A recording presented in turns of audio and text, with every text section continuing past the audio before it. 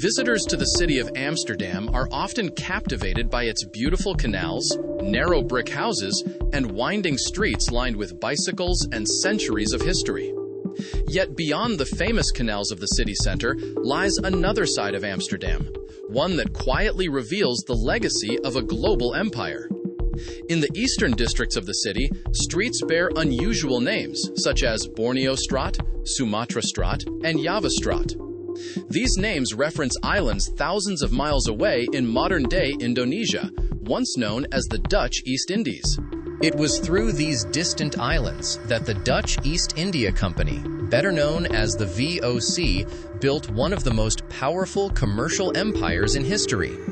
Founded in 1602, the VOC became the richest company the world had ever seen and is often regarded as the world's first multinational corporation. At its height, it possessed powers usually reserved for governments. It could wage war, negotiate treaties, establish colonies, build forts, imprison criminals, and even mint its own currency. The rise of the Dutch East India Company was rooted in Europe's growing appetite for Asian spices during the 16th century.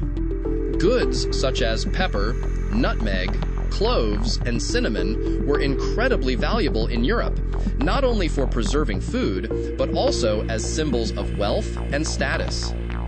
At the time, the Portuguese dominated this trade network. They had established trading posts stretching from Africa to India and Southeast Asia, bringing exotic goods back to Europe through carefully guarded maritime routes. Meanwhile, the Netherlands was under Spanish rule as part of the massive Habsburg Empire. Religious tensions between the Protestant Dutch population and the Catholic Spanish monarchy steadily worsened until open rebellion erupted in 1566.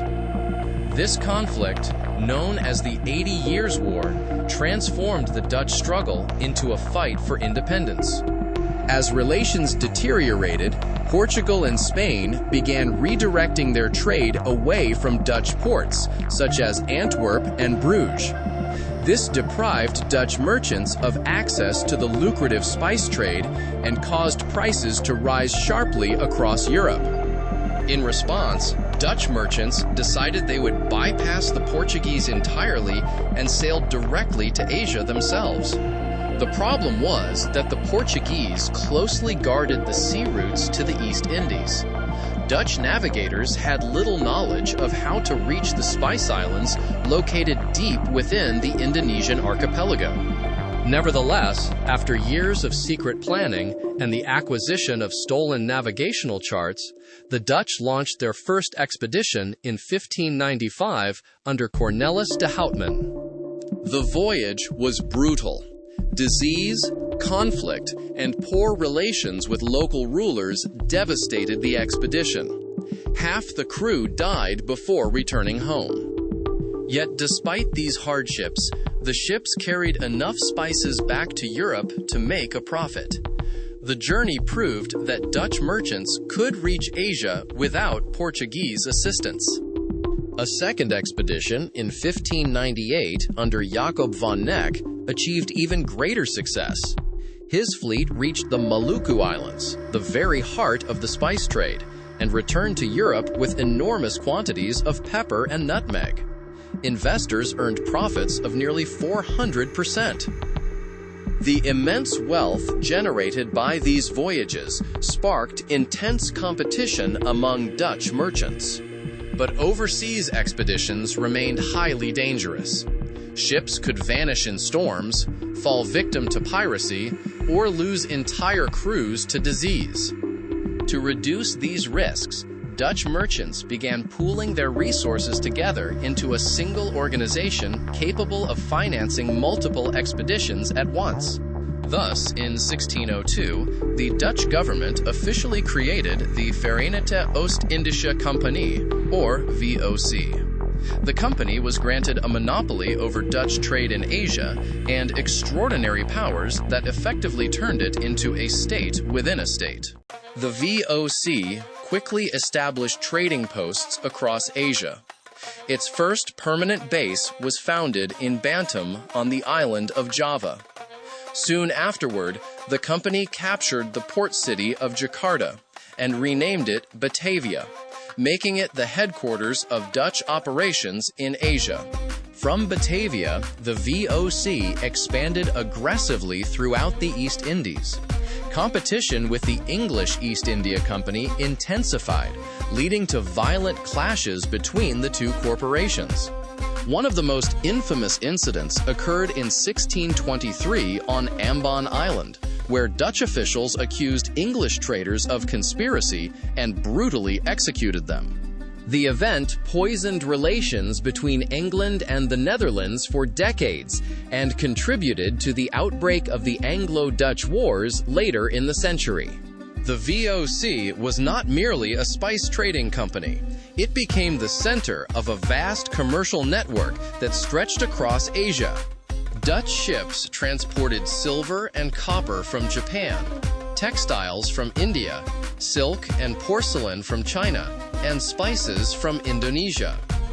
These goods were traded throughout Asia before eventually reaching Europe, where they generated enormous profits. The company also expanded geographically. In 1652, Jan van Riebeck established a resupply station at the southern tip of Africa. This settlement would later grow into Cape Town in modern South Africa. Meanwhile, Dutch explorers, sponsored by the VOC, mapped parts of Australia, New Zealand, and North America. In 1609, the company hired English navigator Henry Hudson to search for a northern route to Asia. Although he failed to find the passage, Hudson explored the river that now bears his name. Dutch settlers later founded New Amsterdam near its mouth, a colony that would eventually become New York City. By the mid-17th century, the VOC had become an unprecedented commercial powerhouse.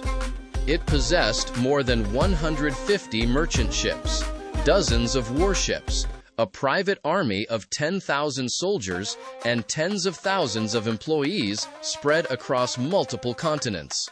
Investors enjoyed enormous dividends, and Amsterdam emerged as the financial center of Europe.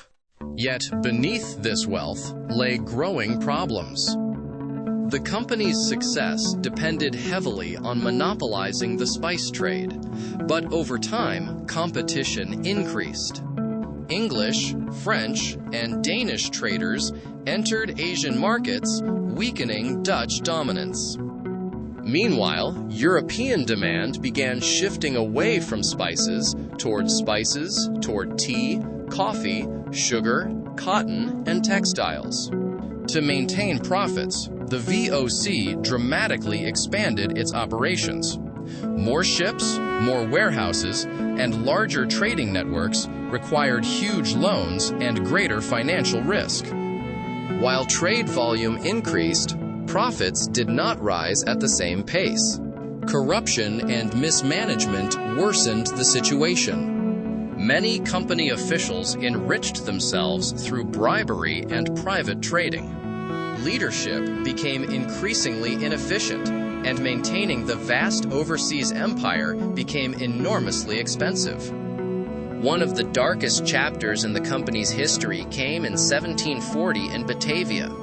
Fearing an uprising among the city's Chinese population, VOC authorities launched a brutal massacre alongside local allies. More than 10,000 Chinese residents were killed in an explosion of violence that shocked observers both in Asia and Europe. By the late 18th century, the VOC was struggling financially. Then came the final blow, the Fourth Anglo-Dutch War in 1780. Britain, now the dominant naval power in the world, devastated Dutch shipping and seized many overseas possessions. Trade routes collapsed, revenues vanished, and the company was pushed toward bankruptcy. Although attempts were made to reform the VOC, the damage was irreversible. The once mighty corporation could no longer sustain itself. Finally, on March 1, 1796, the Dutch East India Company was formally nationalized by the Batavian Republic, bringing an end to nearly 200 years of Dutch commercial empire. The legacy of the VOC, however, did not disappear.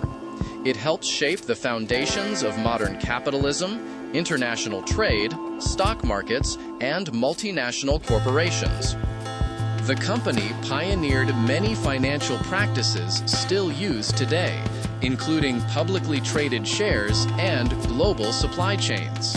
At the same time, its history also serves as a reminder of the darker side of empire and commerce. The wealth of the Dutch Golden Age was built not only on innovation and exploration, but also on violence, exploitation, monopolies, and colonial domination across Asia and beyond. From the canals of Amsterdam to the islands of Indonesia, the story of the Dutch East India Company remains one of the most influential and controversial chapters in global history.